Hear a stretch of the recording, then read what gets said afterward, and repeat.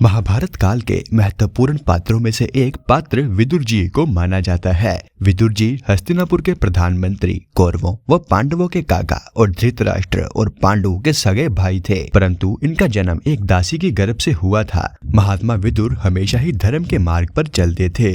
वह धृतराष्ट्र को पांडवों के साथ न्याय करने की सलाह दिया करते थे, जिस कारण से दुर्योधन उन्हें नापसंद करता था। महात्मा विदुर ने ही पांडवों को कौरवों द्वारा किए गए लाक्षागृह षड्यंत्र के बारे में अवगत करवाया था। महात्मा विदुर ने महाभारत का युद्ध किसी भी पक्ष की ओर से न लड़ने का फैसला किया था। दरअसल विदुर जी को महाभारत के केंद्रीय पात्रों में से एक माना गया है, लेकिन फिर भी अधिकतर लोग उन्हें नहीं जानते। उनकी पहचान सदैव ही हस्तिनापुर के प्रधानमंत्री के रूप में की गई है। जिन लोगों ने महाभारत ग्रंथ को विस्तार से पढ़ा है, उन्हें यह ज्ञान होगा कि विदुर जी कौरवों व पांडवों के काका थे और साथ ही साथ धृतराष्ट्र और पांडु के बड़े भाई भी थे। सबसे बड़े भाई होने के बावजूद भी उन्हें राजपद नहीं सौंपा गया था और न ही कभी उन्हें परिवार का अहम हिस्सा माना गया था। इन सब का संबंध उनके जन्म से जुड़ा हुआ है। दरअसल विदुर किसी रानी या महारानी के नहीं बल्कि एक दासी के पुत्र थे और एक दासी की संतान को राजा का दर्जा देना उचित न समझते हुए विदुर को कभी भी वह दर्जा प्राप्त ही नहीं हुआ जिसके कि वह हकदार थे। कहा जाता है कि वेद व्यास जी द्वारा दासी के गर्भ से होने वाली संतान को विशेष वर दिया था। उनका कहना था कि यह संतान बेहद बुद्धिमान और सर्वगुण संपन्न होगी। महाभारत ग्रंथ के अनुसार विदुर को धर्मराज का स्वरूप माना गया है। अपनी सूझबूझ के चलते ही विदुर को हस्तिनापुर का प्रधानमंत्री घोषित किया गया था। कहते हैं कि विदुर ने महाभारत युद्ध लड़ने से इनकार कर दिया था, लेकिन मृत्यु से पहले उन्होंने श्री कृष्ण से एक वरदान मांगा था। यह उस समय की बात है जब महाभारत युद्ध चल रहा था। विदुर श्री कृष्ण के पास गए और उनसे एक निवेदन किया कि वह अपनी अंतिम इच्छा श्री कृष्ण को बताना चाहते हैं। उन्होंने कहा, हे प्रभु, मैं धरती पर इतना भयंकर युद्ध देखकर बहुत ही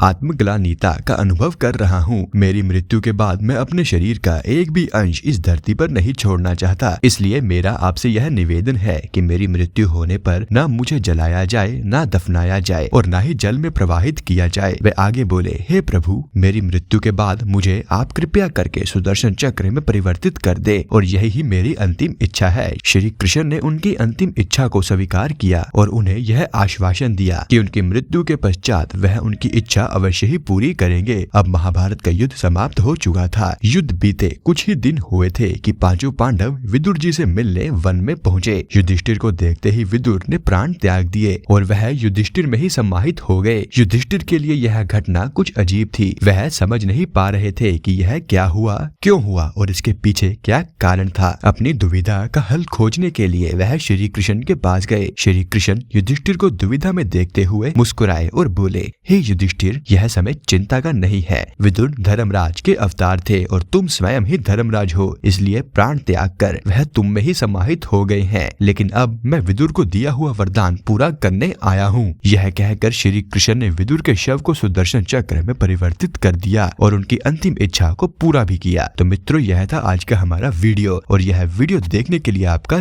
धन्यवाद।